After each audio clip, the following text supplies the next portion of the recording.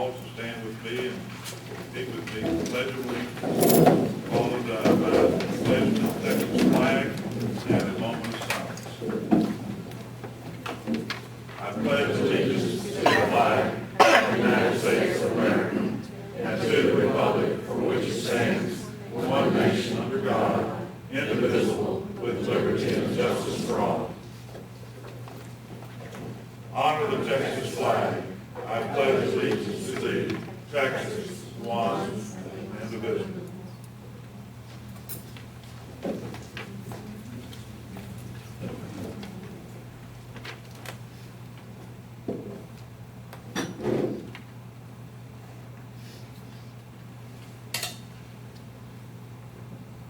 Thank you very much.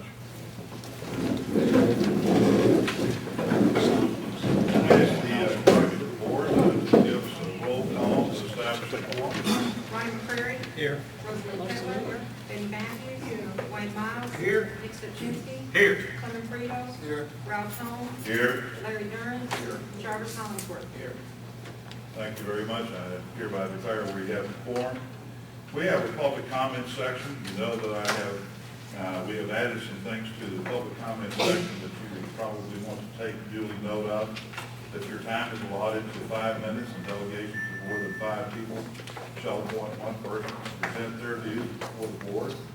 Let me also note that the board may stop a speaker who makes complaints or charges or personal attacks against any specific trustee or employee, and require that speaker to present his or her comments only in closed session as permitted under the personnel exception to the Texas Open Meetings Act.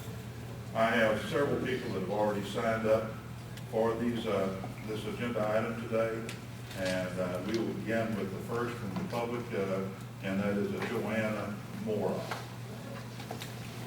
If you would stand and identify yourself and your home address as well. Good afternoon, my name is Joanna Mora, and I live at 2602 39th Avenue North, City, Texas. And I'm a former comm student, a local school teacher, and a community member who really cares about the college. This is the third board meeting I've attended in the past 3 months. I'm here again to say that I strongly oppose you laying off good faculty and staff, and I strongly oppose you cutting off professors' pay. It's very sad for me when I see this board and Dr. Durham doing such harm to so many faculty and staff, especially when everyone knows there's no real financial emergency. You're not just hurting good employees, you're also hurting the quality of education at COM. To be honest, because of my condition, I wasn't sure I was going to be able to come today, but then I heard that the board's notice for this meeting included a new warning against speakers criticizing individual trustees or other personnel. I just couldn't believe it when I heard this. I'm no lawyer, but I did learn about the First Amendment when I was in college. And I know citizens can speak openly in the public comment section of board meetings in Texas. So I really have to criticize you today for this new warning and for trying to intimidate people into not speaking or not speaking harshly. In my view, Mr. Holm, as board president, you really need to reflect on your decisions on the layoffs and pay cuts, on not talking to the faculty and staff and union, and on trying to limit public criticism and public debate. These have been some pretty bad decisions, and it is in the best interest for COM and the community for these decisions to be reversed. Since April 30th, there has been an obvious crisis at COM, not a financial emergency, but a political crisis. But even before this new crisis, most people in the community know COM has been going downhill for years because of the mistreatment of faculty and staff. Taxpayers have been reading about all the grievances and all the lawsuits in the newspaper for the past 3 or 4 years. And lots of people in the community know a professor or other employees who have been hurt out there and had to take legal action. People are sick and tired of all this mistreatment and mismanagement. In my opinion, Mr. Holm, as board president, you bear a special responsibility for helping the board change direction and get the college back on track. I want to encourage you to exercise leadership by reflecting on the terrible situation the board and the college are in, and by acknowledging that some grave mistakes have been made. For decades, this college flourished, and students like me received the great education from great professors at low cost because of the board and administration treated faculty and staff well. Listen to their views, and everyone worked together for common good. Mr. Holm, you and the board have moved away from this traditional and successful way of governing the college in recent years. And it should be clear to you by now that this is not working. It's not working at all. Today, the college is in a far graver situation than ever before, in terms of loss of employee support, community support, and so on. So let me close by asking Mr. Holm, as board president, to do the right thing, listen to what all of us are saying, sit down with Dr. Boyd, Dr. Smith, and other campus leaders, and get a dialogue going. And for heaven's sake, you and the other board members should cancel the layoffs and pay cuts for professors. This college could have a really bright, wonderful future, just like it had an honorable past. I know the faculty, staff, community, and many people in the community are committed to making the college everything it can be. So it's time for you to correct the big mistakes you made and start working on the employees to get COM turned around. Thank you very much.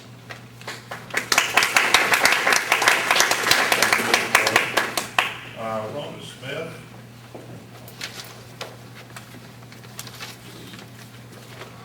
My name is Rona Smith.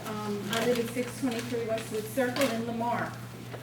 I was not planning to speak today, but I was thinking about an event that I attended on Saturday. My husband and I were invited to attend the Galveston County Democratic Women's Trailblazers Brunch. At this event, women were acknowledged for their significant contributions to our county, their profession, and our society. These women go above and beyond to help pave the way for other women who come after them. I had the honor to introduce one of these very special women. Her name is Dr. Dottie Jones.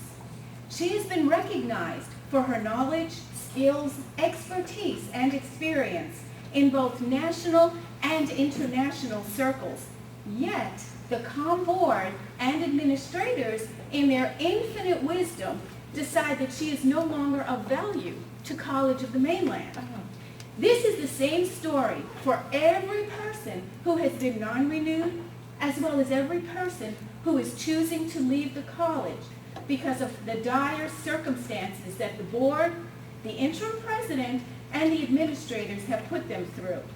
Just this morning, the IT consultant told the board that the IT employees have knowledge and skills specific to the IT operations at COM. And when they go, this knowledge and expertise is lost, setting the college back years. He said, and I quote, "You can't lose these critical people. You have to retain them." Well, 3 very important IT employees were also non-renewed, and prior to that, a very, very important IT employee, Doug Monique, was let go. And I have to say that he's doing very well at a very prestigious college, and as far as they're concerned, he walks on water. How many of you board members have had the privilege to actually get to know any of these dedicated, intelligent, hardworking individuals that you summarily decided to let go? How many of you have spoken to them about their commitment to the mission, the values, and the students at COM? My guess is not too many of you. The COM board, the interim president, and the administrators should be ashamed of yourselves for your self-serving and disastrous decisions. Shame on all of you. You need to reverse the layoffs and pay cuts and start treating the faculty and staff with the respect that they deserve.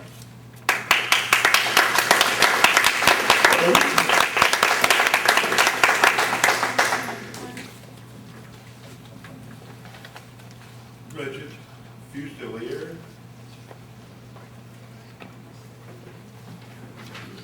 Guess that's how you pronounce your name, is that correct? Yes. Your address, please, ma'am. Hi, my name is Bridget Fusilier. My address is 3019 112th Street North in Texas City, Texas. Thank you. The reason I'm here is because we want to inform you of a serious problem that we're having with the College of the Mainland's ADN nursing program. Me and several other students were in the program, and we would have been in the graduating class of June 2012, but we've hit a roadblock in our program. As students who took the HESI exam on June 27, 2012, we would like to request that we provided the same opportunity as the previous May 2012 that graduated. Our reasons are listed. Per the syllabus, 2 HESI reviews were scheduled for Wednesday, June 20th and Monday, June 25th, but were not provided. Although the instructors were asked several times by many different students, a review was not granted even during designated review times.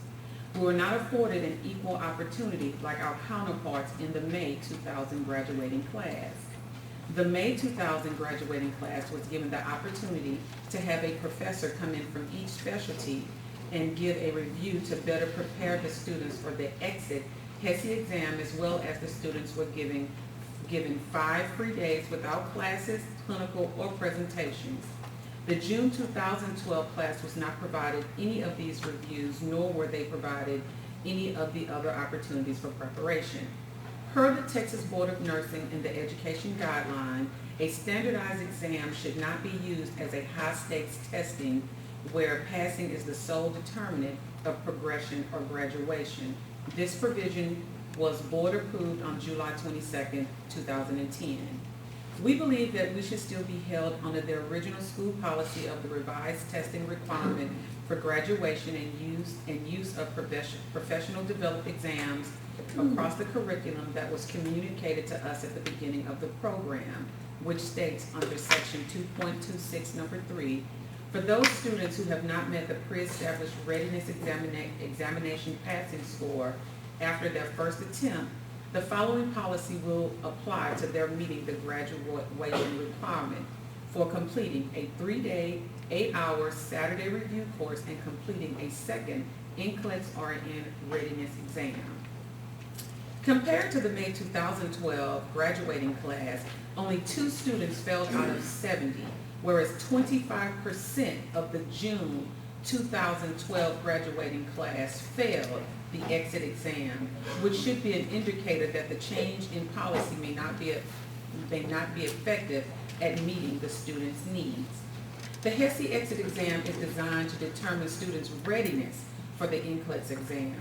NCLEX examinations are designed to test the knowledge, skills, and abilities essential to the safe and effective practice of nursing at the entry level according to the Texas Board of Nursing website.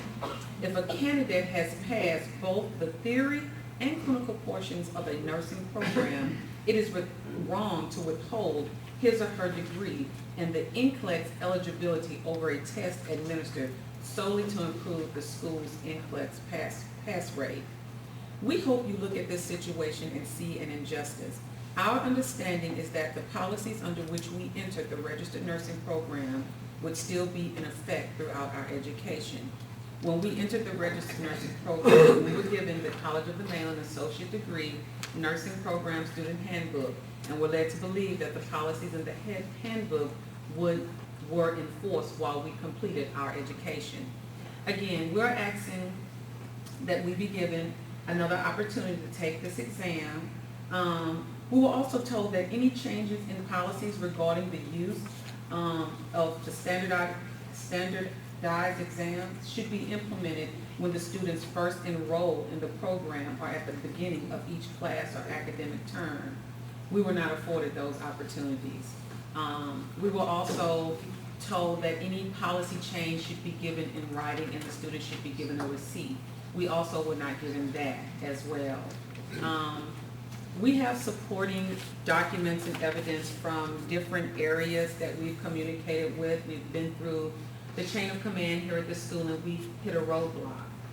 So we're asking that you all look into the situation and reevaluate because we feel that we were not provided a fair opportunity as graduates to perform at the best successful rate that we could have. Thank you.